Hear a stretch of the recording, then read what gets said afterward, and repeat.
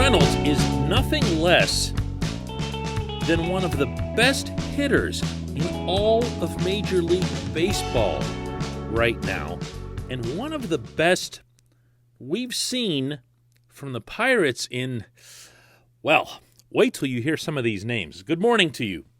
Good Friday morning. I'm Dejan Kovacevic of DK Pittsburgh Sports. This is Daily Shot of Pirates. Comes your way bright and early every weekday morning if you're into football and or hockey. I also offer up daily shots of Steelers and Penguins, right where you found this. Pirates absolutely obliterated the Cardinals last night in St. Louis. 8-2 score.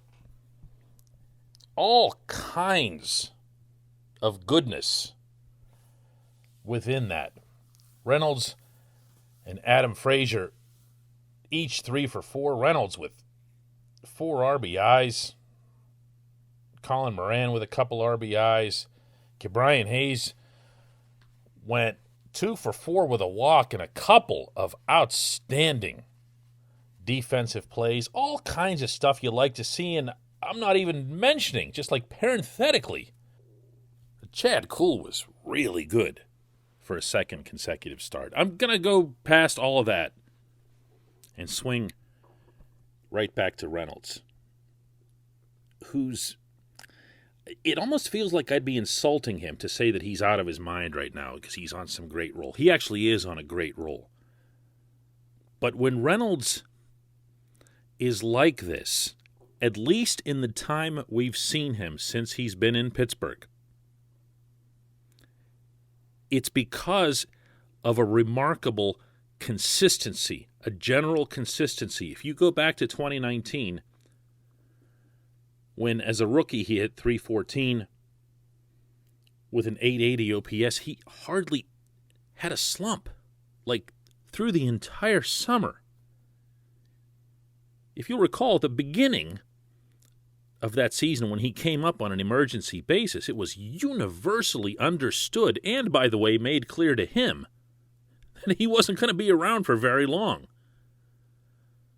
But he was hitting, and he was hitting kind of like this.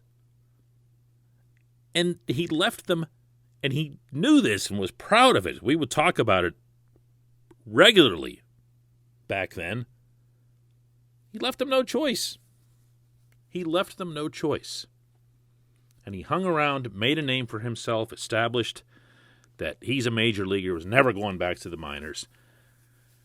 2020 comes along with all the weirdness, the pandemic stuff, the 2-month season and everything else. He started off really slow, didn't really catch on until late in the second month, beat himself up over it, and finished up at 189. And it was like, what happened to Bryan Reynolds? Well, of course, he comes back this year in Bradenton, tells everybody that 2020 never existed, that he knows exactly what kind of hitter he is, and he's going to show everybody.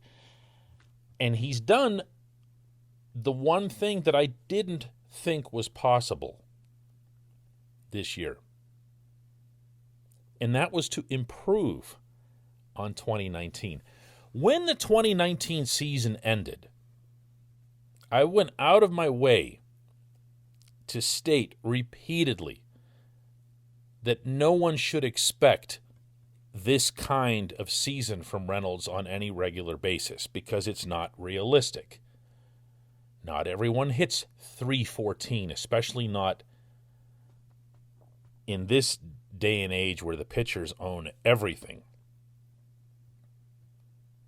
But what he's done this year, he's slashing .313, .403, and .543. That's batting average, on-base percentage, and slugging percentage. The batting average is 1 point lower than the way 2019 finished up. All the other figures are markedly higher. His .946 OPS, that's on-base plus slugging percentage, catch-all offensive stat, .946, is significantly higher than his .880 OPS from 2019. He's a better hitter. The home run that he hit last night in St. Louis was his 13th of the season, putting him on a very comfortable pace to top 25 for the year for a guy that you don't even really think of as a power guy. You know, he put one out in Busch Stadium last night that was 410 feet. And again, you don't even really think about it. You think, oh, yeah, Reynolds just got a hold of one. But you don't think of him as a home run guy, do you?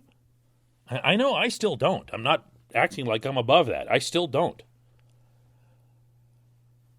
But if you're hitting home runs at any kind of frequent pace, logic would dictate that you're a home run guy.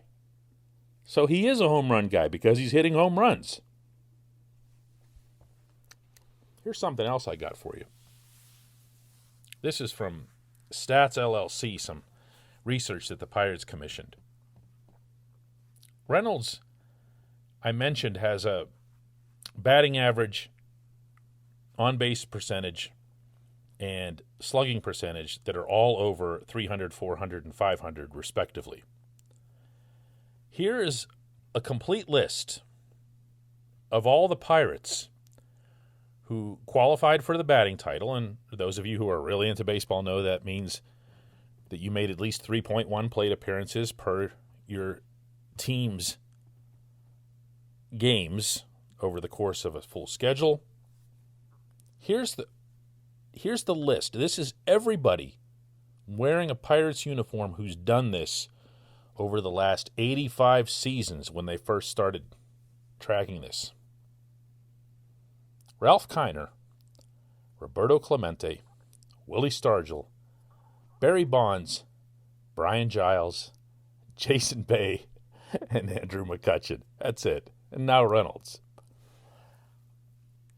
You know, I wonder if we have gotten so caught up in A, Brian Hayes mania, and then B, Adam Frazier leading the majors in hits mania, which, by the way, is still a real thing, that we've forgotten about Reynolds. Reynolds isn't as young as Hayes.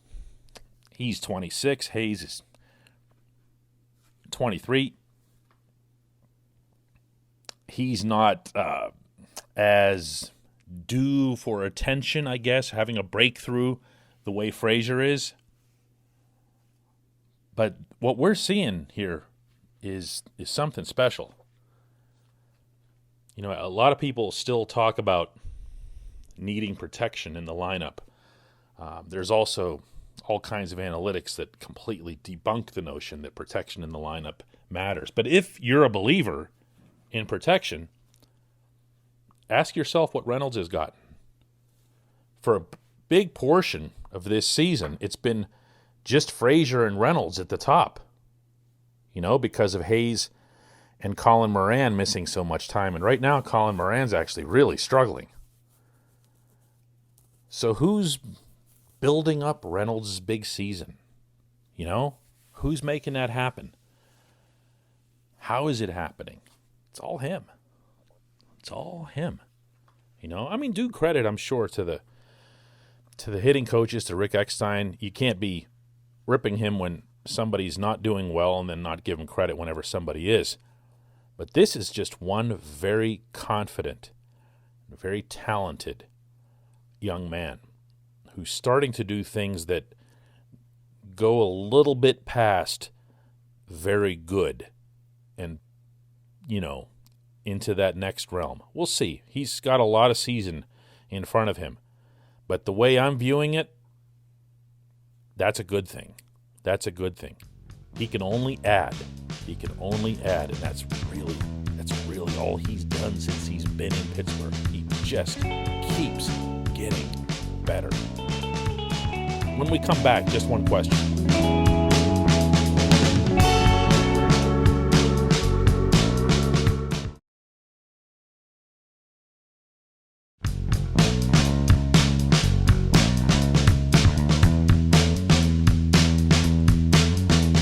Welcome back. It's time for Just One Question, and that's always brought to you on this program by the North Shore Tavern, directly across Federal Street from PNC Park. Home to Steak on a Stone, home to the planet's only fully dedicated Pirate sports bar, and a perfect place, I should add, to watch the ball club when it's on the road. tons of TVs there, focus on baseball, fans all around you cheering for the team. It's a good time. North Shore Tavern, directly across Federal Street from PNC Park. Question today comes from Randy Duncan, who says, DK, what did the Rays and Dodgers do differently than other organizations to be so deep at the farm level? Neither of these teams are picking in early rounds. So is it all about evaluation or boots on the ground in every corner of the planet? Randy, the first thing that leaps to mind with both the Rays and the Dodgers is just that they've got good people. The money that the Rays do spend, and of course they're at the opposite end of the spectrum from the Dodgers in that regard, is on making sure that they hire the best people and they keep those people. The thing that held the Pirates back more than anything else in the 12 years under Neil Huntington and Kyle Stark was the caliber of the people doing the evaluating, and the evaluating done at the top by Huntington and Stark themselves. One thing that I hear a lot, and I cringe every single time that I do, is that the Pirates were really good at drafting. They just couldn't develop these guys. And people say that because Tyler Glasnow came along, and, well, they should have absolutely turned Glasnow into something. Yeah, that's right. But Glasnow is not indicative of the quality of their drafting. Glasnow is a gross outlier to what they drafted in general. They have entire classes that were wiped off the map. They were actually quite bad in drafting and developing. They did okay in Latin America, but not great there, certainly not in the area of pitching. And you have to be good at all of these things. You just do, and it's about people. Even when you factor analytics into it, it's still about people. There's a perception, I feel, of analytics as if they're just universally accepted, and they just take an idea and they run it through an equation and it spits out a universal answer, and that's not it. You have to have analytics people that are thinking outside the norm, that are looking for different traits, different data points than what others might.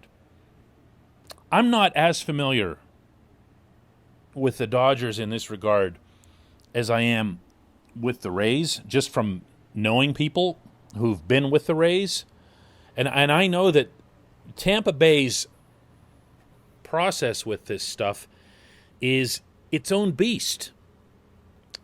They don't look to other teams as role models. They don't look to mimic or copy other teams' frameworks, platforms, templates. They're looking for their own stuff, and they're looking for even ways to beat their own system.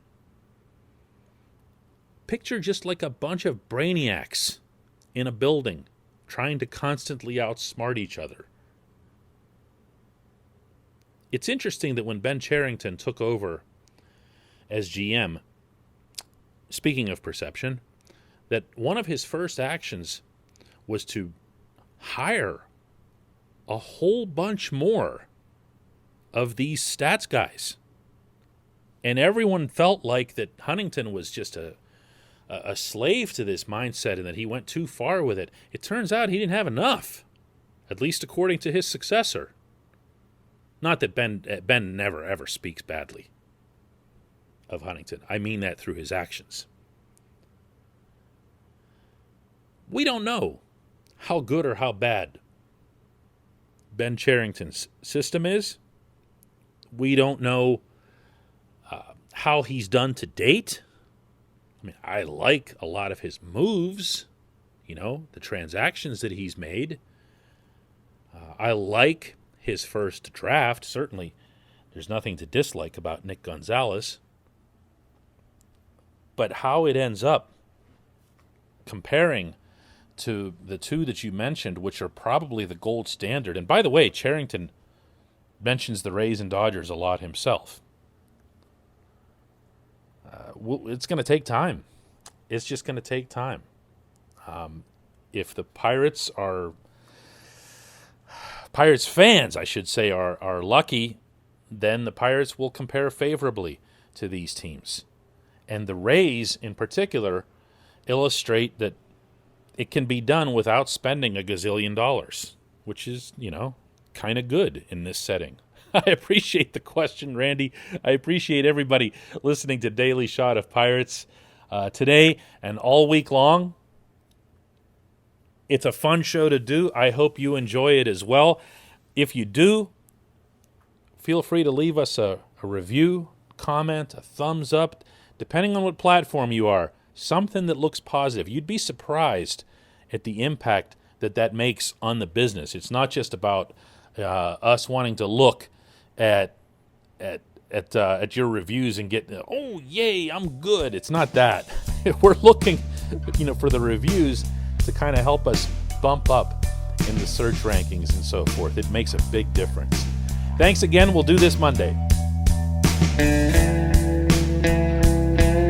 Hey, everybody. Thanks for listening. Please subscribe to our DK Pittsburgh Sports channel, and don't forget to hit the bell to get notified every time we post a new video or podcast.